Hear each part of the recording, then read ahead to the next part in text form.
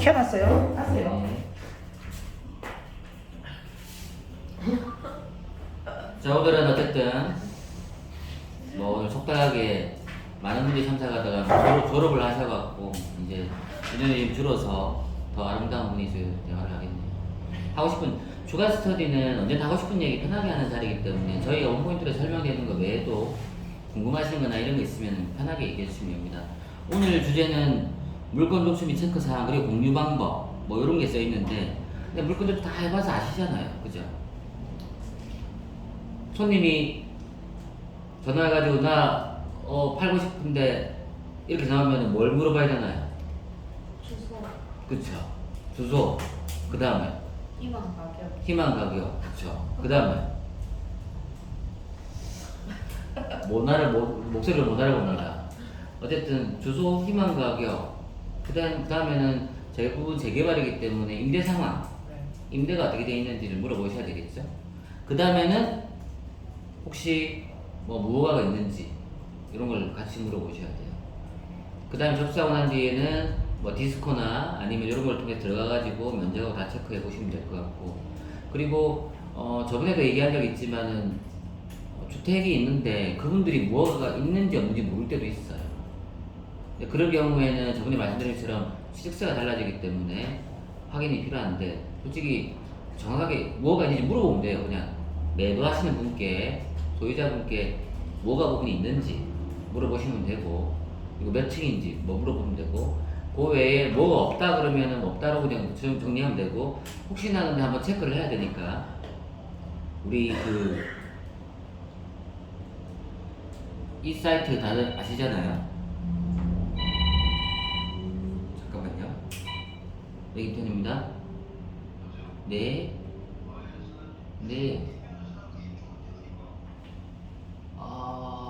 곧 하반기에 네네 시작이 됩니다. 제가 날짜는 지금 잠깐 나와 있어서 확인을 해봐야 될 것 같거든요. 네네. 그대로입니다. 네. 저 그것도 제가 이따가 들어가서 화면 들어가서 전화 한번 드릴게요. 네. 우리가 아는 이 개별주택 가격열람이라는 거 있잖아요. 여기에서 하고 만약에 건축물 대장에 나오는 거하고 차이가 있을 수가 있어요. 이 개별주택 가격열람에 나오는 여기 건물 연면적 있잖아요. 산정, 전체 산정 있잖아요. 이게 뭐냐면은 재산세가 부과되는 기준이 돼요. 근데 우리 건축물 대장상에서 봤을 때는 뭐 58 이렇게 됐는데 여기 들어가 보니까는 82 이렇게 되는 경우가 있어요. 그럼 그만큼 무허가라는 얘기예요. 차이가 나오는 자체가. 근데 여기랑 건축물 대장이랑 똑같다 그러면은 구청에서는 그대로 그냥 대장상 그대로 파악하고 있다는 것인데, 근데 간혹 구청에서 파악하지 못하고 있는 무허가가 있을 수도 있습니다. 근데 그런 거 같은 경우에는 그냥 쭉 가가지고 취득세도 그냥 허가주택으로 넘어가는 경우도 있는데, 가끔은 걸릴 수도 있죠. 이제 현황 파악을 구청에서 하는 경우가 있는데, 최악의 경우는 계약하고 잔금 사이에 계약 시에 확인해봤는데 무허가가 똑같아가지고 없다고 했다가 잔금 시 가가지고 달라지는 경우가 가끔 있긴 해요. 근데 현재 상황에서 아직 거래되지 않는데 저희가 구청에 전화해갖고 취득세가 얼마 나옵니까 물어보기 애매하죠.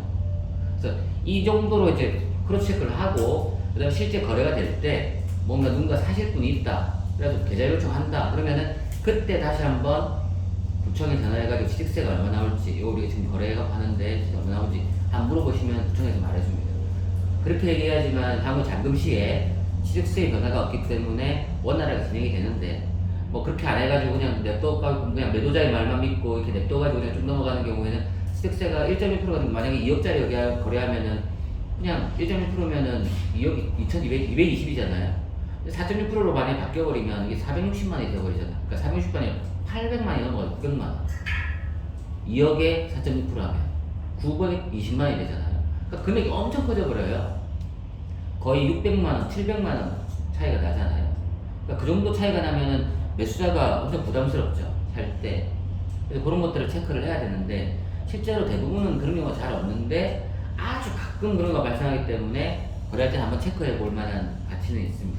그래야지만 매수자도, 취득세에 관한 부분은 중개사가 사시는 분께 고지하고 알려주는 게 의무사항이에요.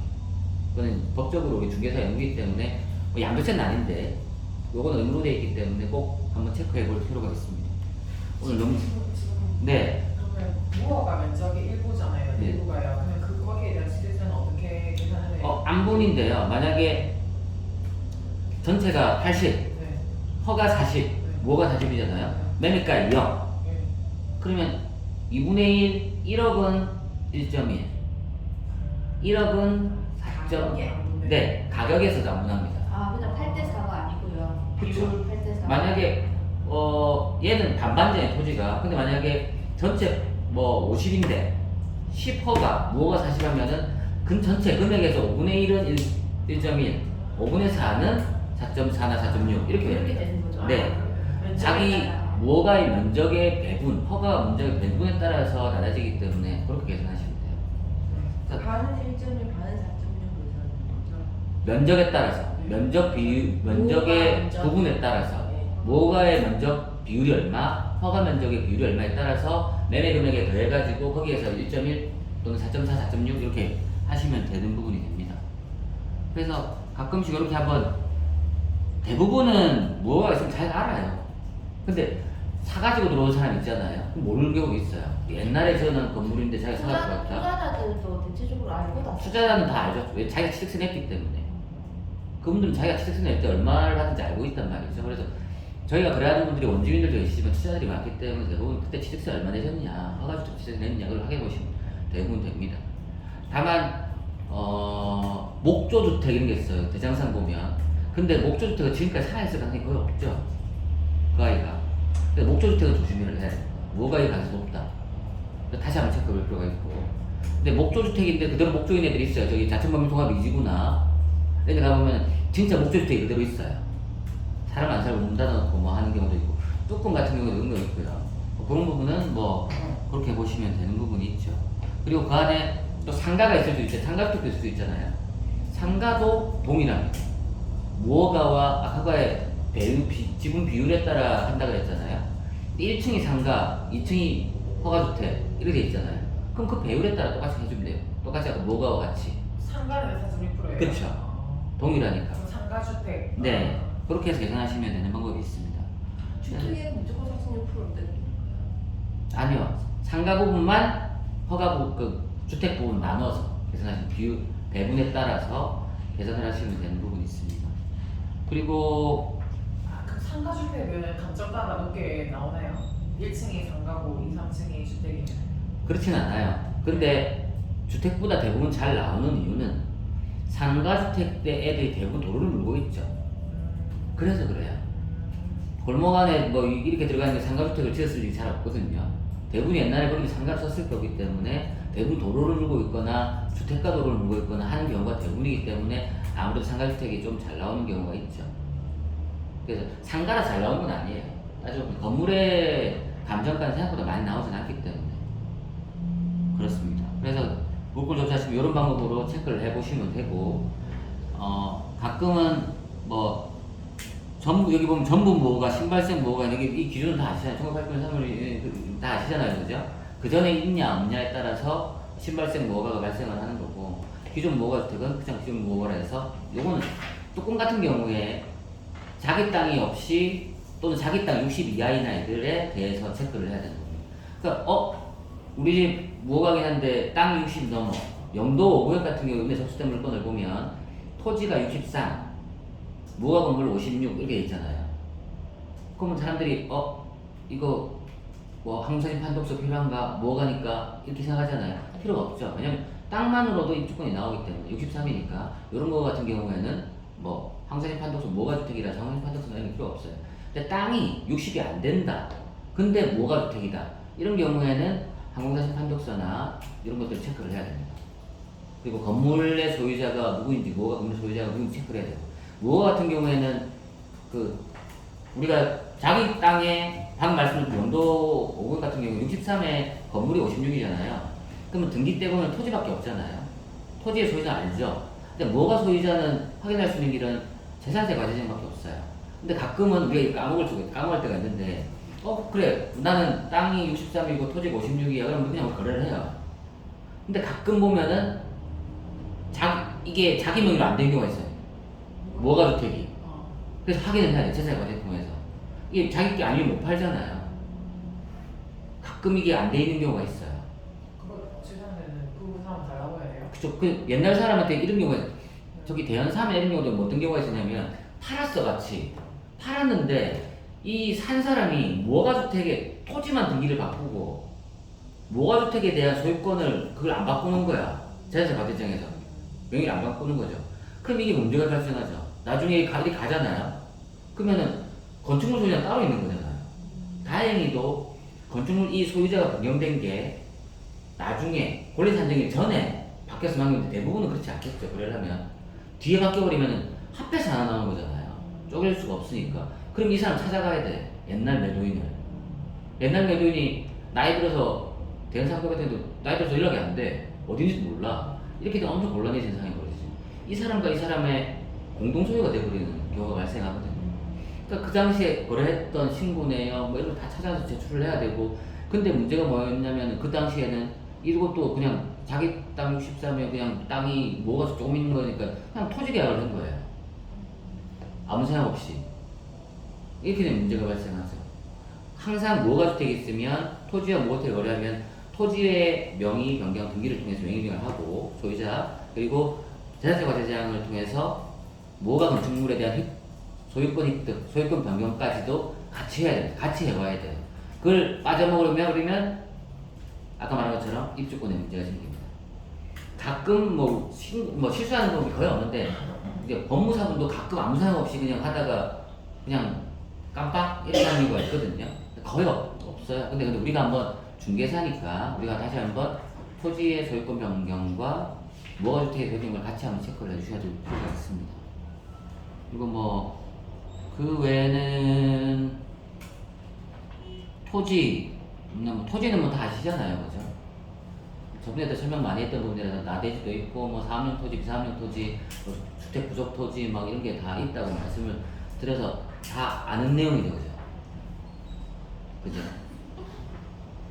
그죠? 알고 있겠죠. 네, 알고 있겠죠. 머릿속에 있을 거예요. 토지는 크게 따지면 사람들이 비상 토지는 아니고 그 다음에 지목에 따라서 도로부터 해서 있냐 뭐 쭉 있는 건데 그 용도에 따라 맞게 쓰면은 뭐 면적의 기준 이런 게 제끼고 아까 전에 말씀드린 것처럼 제끼고 간단하게 얘기하면 용도에 맞게 쓰고 있으면은 사업용, 용도에 맞게 쓰고 있지 않으면 비사업용 이렇게 생각하면 가장 간단합니다. 그거 외에 막 잘 작업해야 하는 게 좀 길긴 한데 간단하게 생각할 때 요것만 기억하시면 가장 맞죠. 사업용과 비사업용의 차이점은 전에 말씀드린 것처럼 양도 소득세의 차이가 발생. 사업용은 추가 중과가 없지만 비사업용 토지 같은 경우에는 추가 중과 10%가 더 붙는다. 양도시에. 항상 그거를 체크해 보시면 됩니다.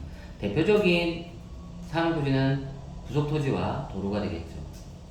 도로는 도로에 맞게 지금 쓰고 있습니다. 부속 토지는 지목이 되니까 주택이 올라가 있으니까 용도에 맞게 쓰고 있기 때문에 그렇게 비사업용이 중과되고 10% 중과, 사업용은 중과가 되지 않습니다. 그러니까 이 비사업용의 의미는 뭐냐면은 그냥 그거 만들면 네 이거 용도에 안 맞게 네 투기와 이런 걸 위해 사놓은 거 아니냐 이런 개념이거든요. 그래서 중과를 붙이는 거예요. 네 용도에 맞게 쓰고 있지 않다고. 투자와 투기를 위해서 만든 거 아니냐 이런 식으로 이제 판단을 하는 건데 크게 보면 그렇게 기준을 보시면 됩니다. 주택 부속 토지도 비사업용. 사업용이죠. 사업용 주택. 네. 부속 토지는 뭐냐면 지목이 되잖아요. 대 의미는 뭐냐면 건물 올리라는 땅이잖아요. 건물 올라가 있잖아요. 주택이. 그래서 그게 사업용인 거예요. 근데 부속 토지의 단점은 개별주택 가격이 보통 1억이 넘는 아이들이 많기 때문에 취득세가 좀 올라가는 거죠. 토지 거래하면 무조건 그냥 4.6% 되는데 부속 토지의 거래에 한해서만 주택으로 보고 취득세를 간주하기 때문에 주택의 취득세를 내게. 그렇죠. 주택의 취득세입니다. 이건 그러니까 무주택자는 부속 토지를 사면 1.1%죠 그냥 4.6% 아니고. 근데 2주택보다는 달라지죠. 공시지가가 개별 주택 가격이 1억 언더면 1.1%인데 1억 이상이 돼버리면은 이제 주택수가 8%, 8.4% 이렇게 막 붙게 되는 경우가 있으니까.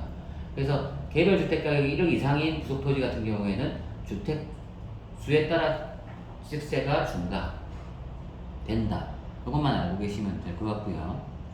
그리고 뭐 권리 산정인 이렇게 저희 권리 산정에 다들 아시는 것처럼 네 말씀하십시오. 그럼 아까 부속 표시는 주택을 보고 지정세가 보낸다 했잖아요. 네. 팔 때도 주택을 보는 거예요? 아니죠. 부속 토지는 저번에 한번 설명드렸는데 간단하게 정리드리면 주택으로 간주하는 경우는 딱 두 가지. 첫 번째 취득세 계산할 때, 그리고 두 번째 종부세 계산 시 주택으로 카운트된다. 하지만 일부속 토지는 주택으로 카운트되지 않는다. 종부세 시 할 때. 나머지 양도하고 막 이럴 때는 다 주택에 카운트가 되지 않아요.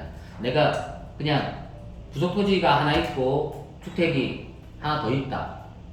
그 부속 토지 팔 때는 그냥 토지를 양토지로 파는 거고, 주택을 팔 때도 그냥 1주택자예요. 1주택 파는 거예요, 그냥.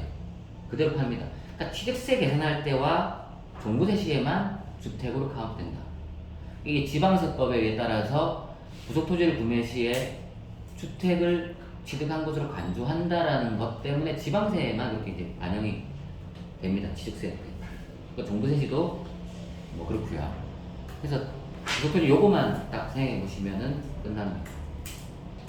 권리 산정일은 다들 아시는 것처럼 옛날 아이들은 다 뭐 구역 지정이고 최근 예정지들은 사타 통과해서 관할구청에 통보된 날인데요. 이게 그래서 이번 주 8월 19일 날 내일 사타 심의가 있잖아요.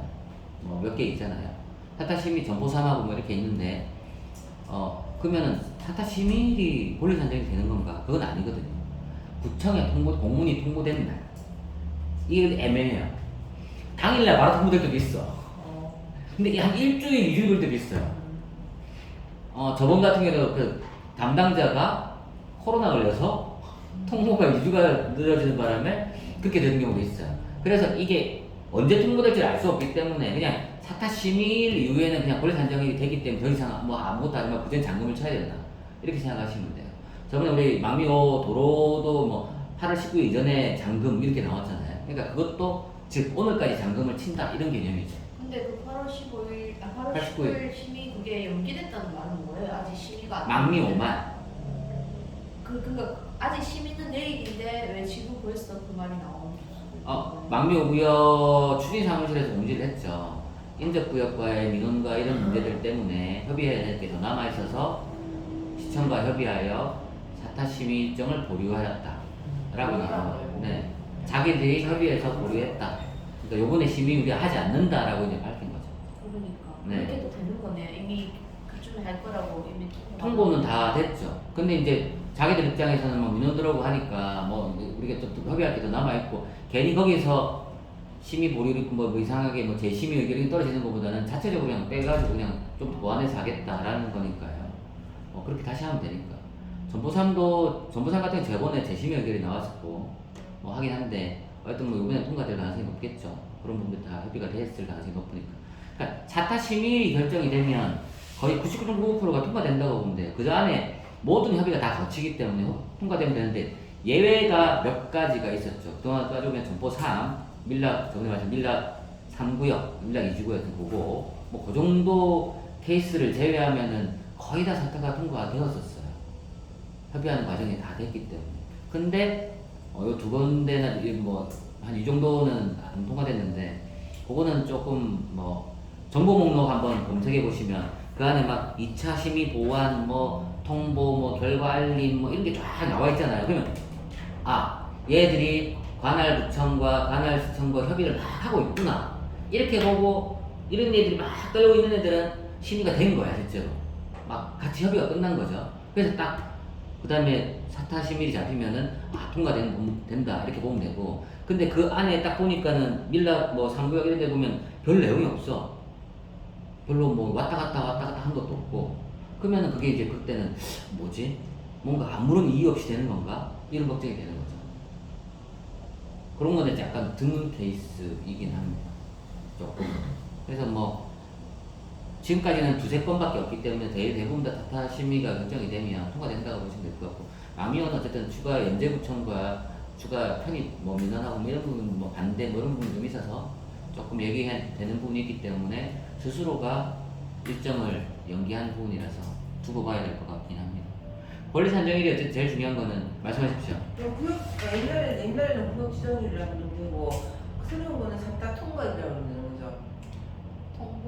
통보자 심의 정식적으로 얘기하면 사타가 통보하여 관할구청에 통보된 날. 예. 시청에서 구청으로 통보된 날. 예. 그거는 정식으로 공문상으로 보면 공문상으로 보면은 공문에 우리가 날라온 공문을 보면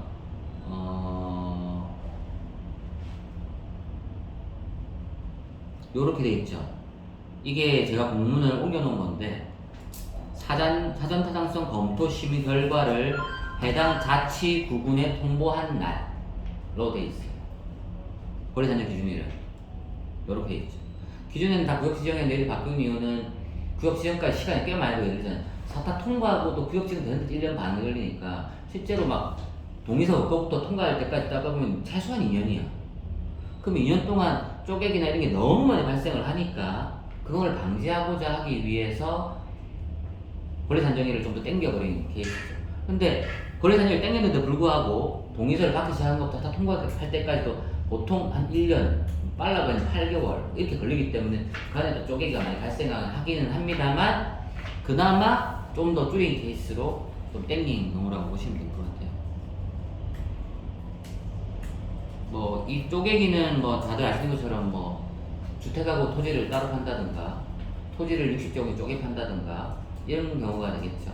그 외에는 쪼개기 할 만한 게 없으니까. 그죠? 맞습니다. 그래서 그러니까 물건 접수 시에 막 여러분들이 막 만약에 저기 막 우왕 물건을 받았다. 관천에 역수 주세요. 막 뭐 주세요. 막 뭐 주세요. 이렇게 하면은 그 안에 개인정보 다 들어가 있잖아요. 그래서 싫어할 수도 있어요. 그래서 달라고 해서 주시면 감사하고 근데 조금 꺼려하시는 것 같으면 저희가 그럼 매수자가 붙었을 때 달라고 요청하겠다. 근데 이 분명히 이 금액이 맞으시죠? 라고 확인하시면 돼요. 근데 괜히 이제 뭐 뚜껑물건 접수했어요. 뚜껑물 접수했는데 막 상공사전 판독서하고요. 제사제 과정을 다 보내주세요. 일단 확인해야 되니까 주면 감사하고요. 근데 지금 아직 뭐 이제 물건 내놨는데 아직 뭐 사실 사람 보는데 그거를 막 내 정보 다 있는데 막 그걸 주기 꺼려하는 사람도 있어요. 그런 거 같은 경우에는 분명히 맞는지 확인을 하고 아니면 가릴 거 가리고 사진 찍어 달라고 한다든지 아니시라고 하면 그 매수자 붙었을 때는 분명히 가지고 계시다면 저희가 매수자 붙으면 분명히 꼭 주셔야 거래가 된다 라고 얘기하시면 됩니다. 물론 빨리 받으면 좋은데 그래야 물건 체크하고 브리핑하기 편한데 근데 뭐 개인에 따라서 개인의 정보를 노출하기 싫어하시는 분도 계시니까 그거는 여러분들이 하는 뭐 유도리 있게 진행하시면 돼요. 막 지금 항상 판에서 안 주면 저희 접수 못합니다 이렇게 하기엔 또 애매하잖아요. 물론 살 때 매수자 붙었을 때는 꼭 확인을 해야 되겠지만 그런 것들은 이제 얘기를 하셔가지고 잘 한번 정리를 해보시면 될 것 같아요. 그리고 내부 공유 규칙은 저희 여기에 나와 있잖아요. 제일 중요한 거는 이 양식이 있잖아요. 이 양식에 맞춰서 적으시면 돼요. 각자가 더 아름다운 양식을 만들어서 공유하기 시작하면 공유하기 되게 힘들거든요. 그러니까 이 양식에 맞춰서 이제 작성해서 주시면 됩니다. 공동주택은 지번까지 우리가 기재하는 게 의무 온라인 과거상 법이고 그 외에는 이런 내용들이 기본적으로 나오는 사항들이니까 이렇게 해주시면 됩니다. 그리고 잠금 때 이렇게 막 여기 보면은 우리 업무 진행 과정에 대해서 이렇게 막 적어놓은 게 많잖아요. 이게 뭐 출퇴근 규칙, 뭐 물건주 업데이트 막 규칙 있잖아요. 그리고 계약 진행하는 방법도 여기 적어놨잖아요, 그죠? 이렇게 확인하고 진행하라라는 내용도 있고 근저당이 있을 수도 있고 이런 부분들은 미리 얘기를 하셔갖고 진행을 해야 될 거예요. 그리고 잠금 때는 그 사람의 전기세와 수도세 이런 것들이 다 발생해 있기 때문에 납부하였는지 또는 전일 기준으로 처리를 했는지 그리고 문자나 이걸 받아서 갖고 있을 것 그러니까 완납하였습니다 이런 게 있거든요. 사진을 갖고 있다거나 그걸 받아두신 거고 그냥 내부 키도 받으셔야 되고 근데 문제는 뭐냐면 가끔 매도분께서 다 치웠어야 했는데 실제로 네 알겠습니다 했는데 매수자도 집에 안 가봐 자기가 이제 공실을 내뜨거나 뭐 수리해가지고 그런 경우가 있잖아요. 근데 어느 날 한 번도 가보지 않았어. 근데 한 6개월 계약 끝나고 잔금도 쳤고 등기도 바뀌고 다 했는데 한 1년 뒤에 새로운 매수자를 찾은 거죠. 그 사람이 이제 팔라고 딱 찾아가지고 이제 팝니다. 가격 맞았어. 집에 한번 가봐도 돼요. 가보세요. 요새들이 뭐 요새 뭐 있고 하니까 가보세요 했는데 딱 가보니까 안에 농이 그대로 있고 막 그냥 이런 경우가 있어요. 가끔씩 딱 그대로 짐들이 막 그대로 있는 경우가 있어요. 그러면은 비용이 발생하죠. 그럼 누가 책임을 져야 하나? 전 매도자한테 연락을 해서 처리해달라는데 그게 벌써 1년 전의 계약이야. 전화도 안 받아. 그때 뭐 난 다 치워서 이런 식으로 나올 수도 있고 그런 경우가 가끔 있어요. 그러니까 지난주에도 이 경우가 뭐냐면 간만일구역의 거래에 대한 부분이었는데 이미 잔금 다 치고 다 끝났죠. 간만일구에 지금 이주하고 있잖아요. 이주하고 있죠. 그럼 이주할 때 어떻게 되냐면 관처 이후 이주 기간이 되고 이주하면은 이주때 신청하고 공가 처리했습니다라고 그쪽 이주 지원센터에 신고하면 그때 담당자가 있어요. 담당자가 와 같이 집을 확인해. 그 안에 공시집을 확인해요. 그럼 오케이 공가 이래갖고 딱 이주대 처리를 주거든 마중 주거든요. 간만 같은 경우에는 30% 70% 이렇게 공가 처리하면 신청을 30% 이제 공가 처리했다 그쪽 체크가 되면 70%를 주는데 보통은 5대5 이런 경우도 있고 나뉘는데요. 근데 그랬는데 지난 작년에 거래했었죠. 잔금치고 이주 공가 처리 돼 있다고 들어있었죠. 매수자는. 근데 이번에 공가 처리 딱 했죠. 근데 그 이주자한테 연락이 왔지. 네 안에 폐기물 막 냉장고도 있고 막 그래. 너 지금 펄개하는데 100만 원 필요할 것 같아. 이렇게 연락이 온 거예요. 공가 처리하면 안 되잖아요. 그 지금. 그러니까 공가 처리 안 해준 거죠. 100만 원 폐기물 비용을 주면 공가 처리 된다. 이렇거든요. 그러면 이 매수자는 뭐지? 나는 집 비어 있는 줄 알았는데 뭐지? 그래서 매도자한테 연락을 했어.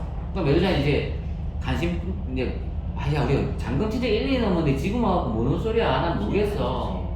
그러면서 하는 말은 세입자가 살았다가 나왔는데 세입자가 그럼 처리했어야 되는데 난 모르겠는데 막 이렇게 배를 째려라 나오는 거죠.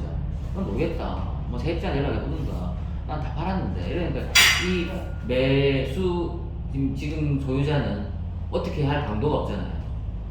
하려면 뭐 소송 거는 수밖에 없지. 근데 그때 체크를 못한 자기의 잘못도 있죠.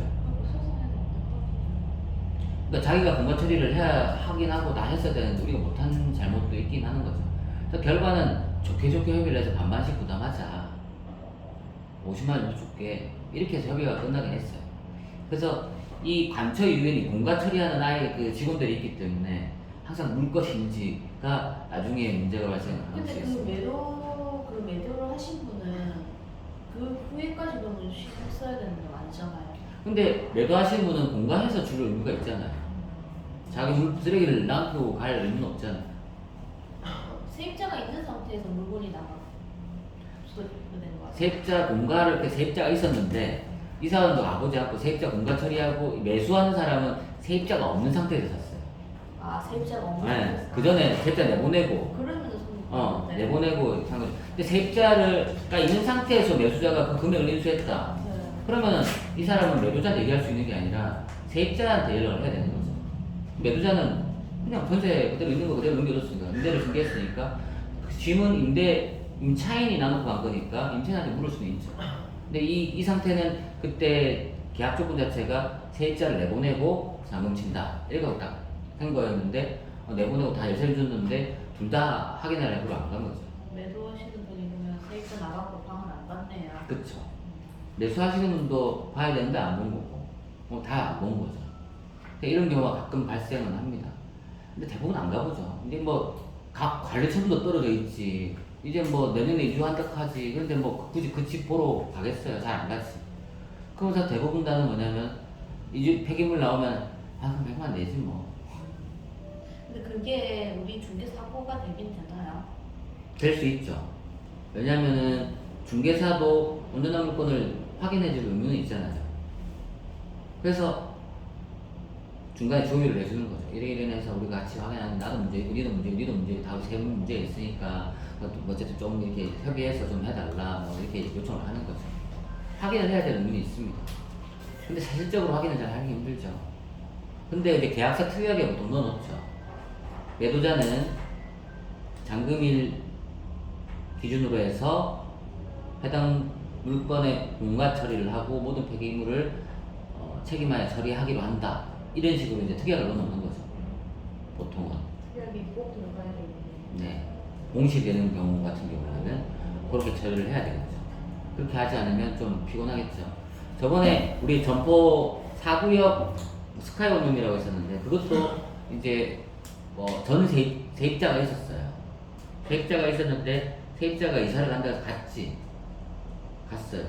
근데 솔직히 이제 세입자가 갔는데 그닥 새로운 세입자를 넣고 싶은 생각이 없어서 그냥 아무 생각도 없이 냅뒀죠. 근데 어느 날 갑자기 저 다른 부동산 연락와가지고 거기 전세 한 1,500에 넣을 수 있겠나 연락와서 하시라고 했더니 가봤더니 근데 짐이 다 있는 거야. 아는데요. 응. 세입자가 나한테 벌써 한 4개월 5개월 됐어. 가보니까 막 진짜 거짓말이라 막 양념통부터 그릇부터 해가지고 다 그냥 맞아. 뭐 다 있어. 쓰레기장. 막 진짜 안에 뭐 이상한 것도 있고 물품 같은 것도 있고 막 이만큼 쌓아놨더라고. 그래서 나는 새로운 세입자가 미리 짐을 옮겨놨나? 그랬나 싶어 전화해봤더니 새로운 세입자는 뭐 그런 적 없다고 하고 그러면 기존 세입자가 버리고 간 거죠. 근데 이 상황에서 4, 5개월 전에 나간 세입자 연락해서 네 폐기물을 왜 안 버렸냐? 또 쉽진 않잖아요. 그래서 공가 처리할 때는 항상 보시는 게 나중에 문제가 없을 수 있습니다. 그게 아무래도 속 편하죠.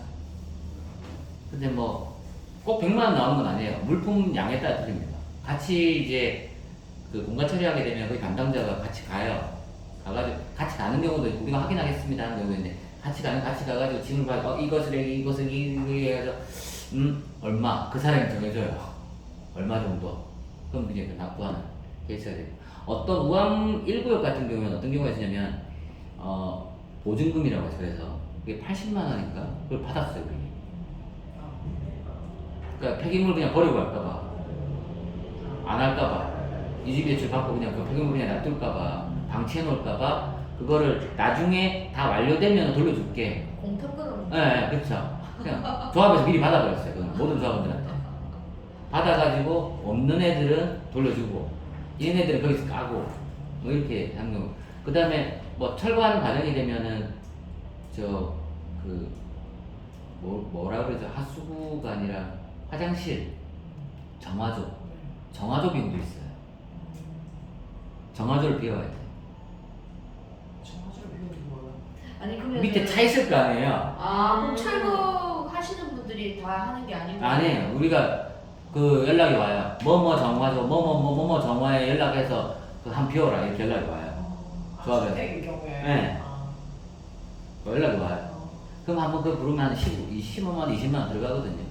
그런데 어쩔 수가 없지. 그럼 당장 이 아저씨 이사 가는데 정화조 비우고 가서 이것도 이상하잖아 또. 그래서 그런 경우는 좀 발생할 수도 있어요. 사안에 따라 좀 틀리긴 합니다만 하여튼 뭐 요런 사항 오늘은 뭐가 상가 부분 체크, 구성부 뭐가 신발적 뭐가 토지 권리 산정의 쪼개기 기준 뭐 이런 거 설명을 드렸고 물건 접수할 때는 자격증 자세히 받으시는 게 좋은데 근데 너무 또 그렇게 또 받으면은 힘드니까 그렇게 하시면 되고 가급적이면 집어는 무조건 받아야 돼요. 왜냐하면 물건이 겹치는지 안 겹치는지를 확인을 해야 되니까 가끔 직원을 안 받고 그냥 냅두면 알고 보면 다른 사람 물건은 겹치는 경우가 생각보다 많아요. 같은 회사인데도. 그래서 그건 꼭 체크해서 하시는 게 제일 좋습니다.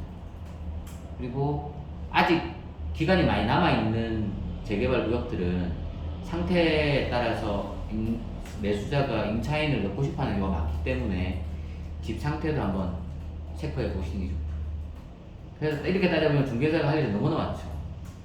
계약할 때부터 집 봐야 돼, 잔금때 집 봐야 돼, 뭐 하나 체크 다 해야 돼 이런 사람이 엄청 많긴 한데 하나 걸려가지고 하나 계약하는 게 아니라 여러 사람이 막 안내를 실컷 해가지고 하나 걸리는 거니까 좀 번거롭긴 한데 하여튼 향후적으로 문제가 없기 위해서는 조금 한번 체크해 놓는 게 편하긴 합니다. 네, 아무래도 그런 것들을 같이 해주시면 좋겠죠.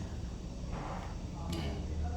그 외에는 또 궁금한 사항들이 혹시 있으신가요? 이거에 관련해서요. 뭐든요. 제가 대화상 구역에 그 대표님 물건 보고 제가 그대로 옮겨 썼는데요.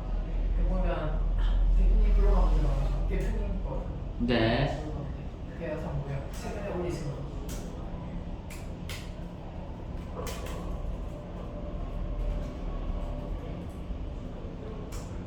네. 여기 보면 그 보면요 조합원 분양 평균 분양가 이렇게 나오잖아요. 그거는 다 정해져 있는 거죠. 평수마다 다 정해져 있는 거죠. 그거. 실제로 따져보면 이 사람들이 이분들께서 네. 손님들은 각자의 그게 있어요.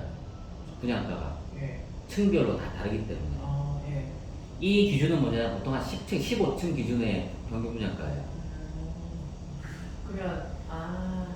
그럼 내려가면 내려갈수록 그쵸? 단가가 동에 떨어져요. 따라서 층에 따라서 큰 게 차이 안 나요. 100만 원, 200만 원씩 차이 나요. 근데 총 아파트 구매가 저것도 정확한 건 아니네요. 약간 얘가 이 조합 분양가가 조금 달라지면 네. 금액이 조금 달라질 수 있겠죠. 그럼 만약에 이거를 거래를 하잖아요. 그러면 그 첫 번째 물건을 많이 거래한다 했을 때 5억을 내고 거래를 하잖아요. 예, 그러면 나중에 저게 준공이 될 때 그 저거 조합원 평균 분양가의 10%를 내는 거예요? 아니죠. 아, 이 차액이 어쨌든 자기 분담금이 있잖아요. 자기 감정가에서 네. 여기 뭐 130% 했을 때 얘 같은 경우는 130% 하게 되면은 한 1억 7천 뭐 1억 9천 원. 1억 9천 얼마 된다 보면 자기 분담금이 한 1억 되겠죠. 예. 1억 된다 보면 네. 1억은 일반 분양 전에 조합원 분양 계약을 해요. 예. 분양 계약서 쓰거든요. 거기에 10% 자기 분담금이 10% 1억이면 1,000만 원 주고 자기 분담금의 10%. 네. 1,000만 원을 내고 자기가 10%니까 여기는 얘 기준으로 1억이니까 1,000만 원을 내고 그냥 계약서 쓰고 네. 중도금 6회차 네. 1억에 60% 1,000만 원씩 6회 나머지 잔금은 30% 입주식 이렇게 진행이 되죠. 근데 이게 지금 그거죠. 그러니까 그 조합가 내가 이거 그 피를 갖다 이거 주고 샀어요. 네. 샀는데 이거 주고 샀는데 다시 조합원 분담금이 나와갖고 아파트를 당첨해서 조합원 분담금을 받아 조합원 분담금을 내가 내는 과정이죠. 네네 맞아요. 네, 근데 일반 아파트랑 똑같이 맞아요. 예, 10% 내고 그다음 6개월 동안 중도금 자르고 맞아요. 입주할 때 나머지 내고. 네. 그럼 저기 지금 인수가 5억이잖아요. 네. 5억에다가 지금 감정가 곱하기 130%를 곱한 거를 더한 게 그 가격을 조합원 분양가에서 뺀 게 맞아요. 아파트 구매가격. 네 맞아요. 네. 그래서 이렇게 금액이 되고 현재 대연 3구역 같은 경우는 아직 비례율이 나와 있지 않아요. 정확하게 104% 반천시 104%였기 때문에 근데 그때와 일반 분양가가 상승이 꽤 크고 달라졌기 때문에 조합 쪽에서는 최소 103% 이상 된다라고 얘기하고 있기 때문에 이렇게 이제 적어놓은 케이스긴 하죠. 그래서 이 감정가는 종전자산, 그 기존의 그 사람의 집들에 대한 감정가에 대한 금액이고 이렇게는 아닙니다. 대연 3구역 같은 경우는 이제 뭐 착공 승인이 떨어졌기 때문에 착공이 되고 이제 곧 하반기에 다시 조합원 이제 뭐 일반 분양을 이제 곧 앞두고 있다고 보시면 될 것 같죠. 하반기 하게 될지 내년 상반기 하게 될지 그거는 조합하고 시공사가 협의해서 하겠죠. 착공이 생각보다 좀 오래 걸리긴 했죠. 네. 대전도 위치되게 좋잖아요. 네? 저기도 위치되게 좋잖아요. 대여상구역은 뭐 역세권, 목골역 역세권을 가지고 있고 대단지에 레전드보다 나을까요? 롯데캐슬. 그거보다 그거보다 더 큰 롯데캐슬 가지고 계신 분들이 계시니까 어느 게 더 낫다고 말하기 좀 애매하긴 하지만 어쨌든 신축 아파트의 신공법에 의해서 공사를 지을 거니까 당연히 더 나을 수 있겠죠. 신축 아파트. 양전 1보다 나을까요? 두 개 단지는 비교한 사람이 많은데 왜냐면 진행 과정이 비슷하기 때문에 양정이 이미 공사 착공이 들어가고 있고 얘는 진짜 착공 이제 하는 거고 근데 하지만 큰 차이는 없으니까 사람들이 가서 물어보는 경우가 있죠. 양정일이 괜찮아요. 왜냐면 일반 분양을 앞두고 있으니까 네. 근데 파는데 주변 시세를 보면 되죠. 우리 부산은 해수 동남이잖아요. 해운대, 수영구, 동래구, 남구 그죠? 근데 부산 진구는 전반적 시세가 그렇게 높진 않으니까 아무래도 주변 시세 따라가면 주변에 있는 시세를 보면 남구가 훨씬 시세가 더 높긴 하죠. 아무래도 그죠? 대연동은 원래 옛날부터 그 주거지로 해서 사람들이 많이 살았던 동네이기도 하고요. 조금 외곽으로 보일 수도 있지만 그렇게 또 외곽은 아니거든요. 지하철 2호선도 다니고 여기 1호선이긴 하지만 그런 양단의 차이점이긴 한데 결과는 시세가 보여주는 거니까요. 양정일의 시세와 대연사람의 시세를 비교했을 때 어느 게 더 높은가? 우리가 판단하는 게 아니라 시장이 판단해 주는 거니까 현재로서는 대연사람의 시세가 더 높죠. PE 자체가 더 비싸다고 보면 되겠죠. 그렇습니다. 그리고 일단 제일 많이 받는 질문이 뭐냐면 왜 20년에 160%를 물어보세요. 그 일정치 같은 거요. 근데 뭐 물가 아시가 그 공시지가 상승률이 뭐 평균 4.5%인데 뭐 이런 거 설명하셨잖아요, 대표님이. 그래서 그렇게 길게 설명을 하려니까 너무 광범위한 거예요. 그 간략하게 한마디로 얘기하면은 네, 어떻게 해요? 2020년, 2021년도부터 공시지가 자체가 시세를 반영, 세금 기준 공시지가는 시세를 하는 공동주택, 특히나 공동주택 가격이 문제인데 시세를 반영하는 기준인데 이 세금을 내는 관할 과세된국에서 그때부터 뭐냐면 야, 네가 실제로 산 가격에 세금을 내야 되는 거 아니냐고 했어요. 네. 그래서 이 옛날에는 시세와 공동주택 가격의 갭이 많이 벌어져 있었는데 우리가 막 말하잖아요. 이게 많이 줄어들었다고. 과세를 제대로 하려고 하다 보니까 공유택을 끌어올려 버린 거예요. 네. 그러니까 2011년도부터는 거의 엄청나게 폭발적으로 오른 데가 많아요. 그냥 막 1억 오르고 막 2억 오른 데도 있고. 그렇다 보니까는 이 대입이 좀 애매했어요. 그래서 2021년도 대입하면 피가 낮아 보이고 2022년 되면 피가 더 낮아 보이는 착각 현상이 있는데 실제로는 그렇게 안 나올 거니까. 그러니까 짧게 얘기하면은 조금 더 얘기하면은 저번에 얘기한 것처럼 똑같은 빌라가 두 개가 있는데 얘는 1995년에 지었고 얘는 2007년도에 좋은 빌라야. 아름다워. 네. 그래서 매매를 재개발 구역이에요. 얘는 이제 매매를 하고 하니까 얘는 매매가가 처음부터 5억 5천이었어. 네. 집도 좋아. 상태도 좀 괜찮아. 근데 얘는 허름하잖아요. 낡았어. 네. 매매가가 뭐 2억 5천, 3억 이렇게 했어요. 그랬는데 이게 이렇게 돼 있었는데 얘는 거래 안 되고 네. 공동주택 가격은 얘가 뭐 1억 5천, 얘는 뭐 5천 7백 이렇게 돼 있었는데 얘는 비싸가 거래가 안 되잖아요. 5억 달라고 하니까. 근데 얘는 3억 달라고 싸잖아요. 그러니까 거래가 돼. 그러면 2011년도, 22년 들어가면 뭐냐면 공동주택 가격이 오래된 얘가 더 비싸버려요. 얘가 거래가 돼버렸으니까. 매매가 자체가 반영돼 버리니까. 얘는 1억 5천에서 올라가야 뭐 2억 2천 뭐 이렇게 올라갔는데 얘는 그냥 공동주택 가격이 뭐 3억 2천 이렇게 올라가 버린 거예요. 역전이 돼버렸어. 누가 가봐도 이 빌라가 2005년도에 지은 빌라가 훨씬 좋고 안에 들어가 버렸고 상태도 그렇고 다 좋은데 공동주택가 역전이 돼버렸어요. 왜냐면 싼 게 거래가 많이 되니까. 거기에다가 근데 이걸 그대로 예상 감정을 한다고 치고 공동주택가를 대입을 해버리면 얘가 훨씬 예상 감정이 잘 나온다고 나올 거잖아요. 실제로 가보면 안 그렇잖아요. 얘가 2005년 산, 1995년 사면 아니 계획이 벌어질 거잖아요. 그래서 저희가 제얘기에서 고민했던 거는 2016년, 2021년도, 22년도에 공동주택을 대입하기는 애매하다. 대표적인 건 복산에도 많고 초량에도 보면 시형 아파트가 있거든요. 시형 아파트가 있고 그 옆에 구봉 아파트가 있어요. 시형 아파트는 거의 폐가 수준이에요.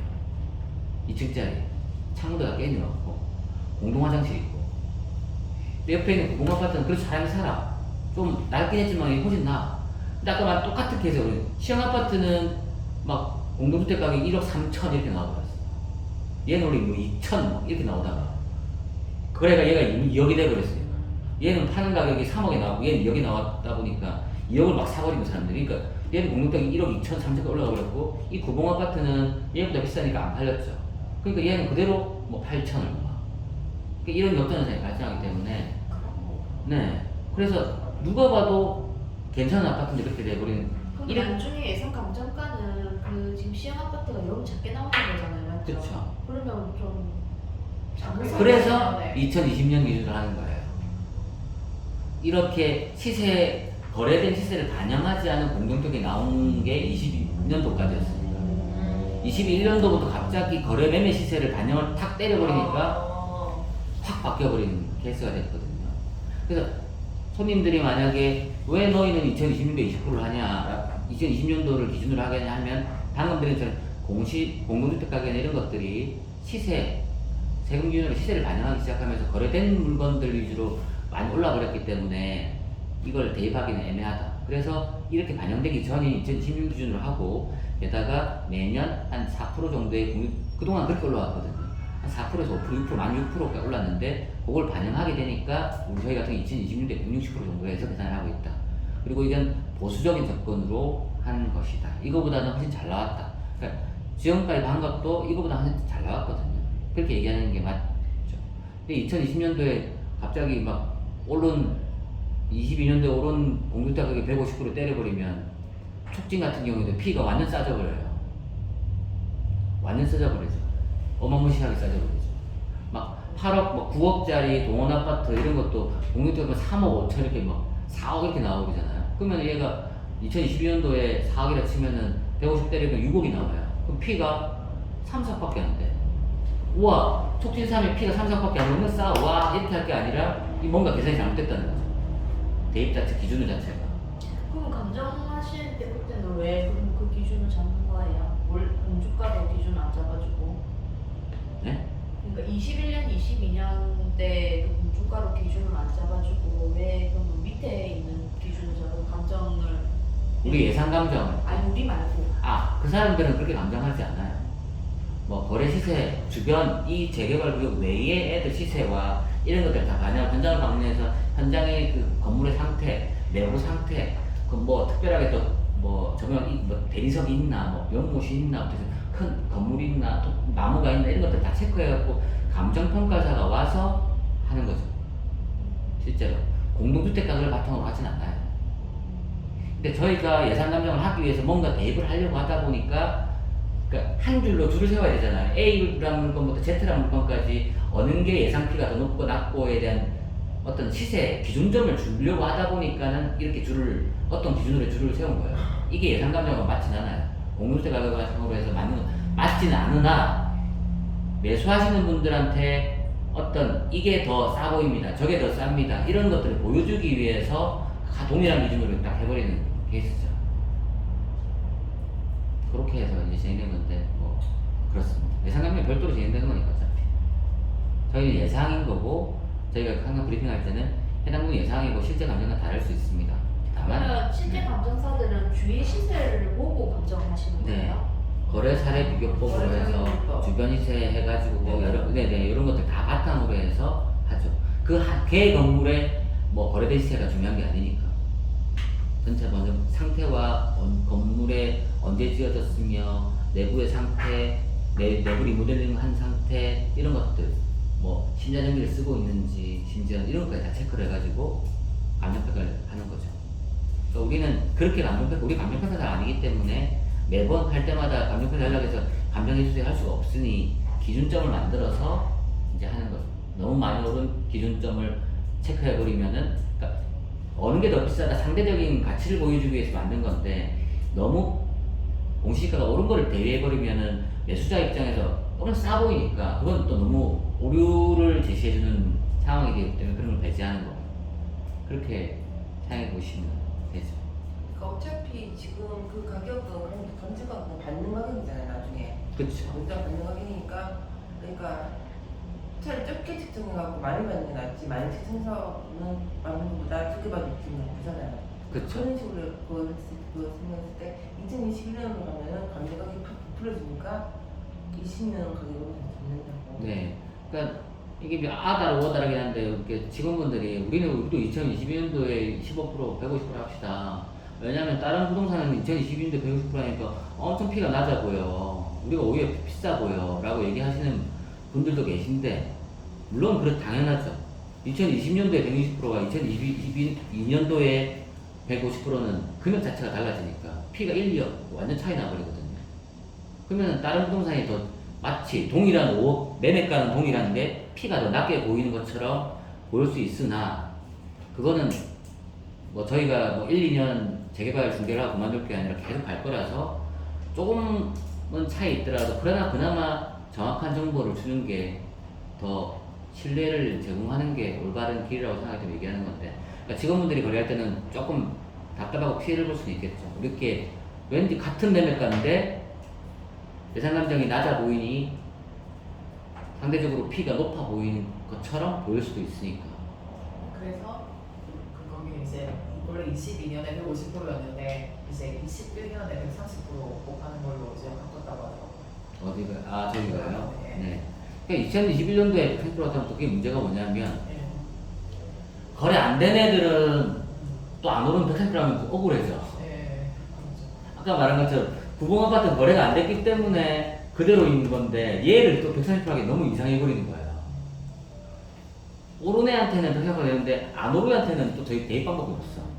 그래서 지금 이게 조금 또 내년이 돼버리면 또 어떻게 될지가 걱정이긴 한데 올해까지 어차피 2020년도 기준으로 한다 치더라도 내년 2023년이 되면은 다시 2020년 기준으로 보면은 또 너무 과거의 기준으로 봐지는 건 아닌가라는 생각이 드는데 다시 고민을 좀 해봐야 되긴 하겠죠.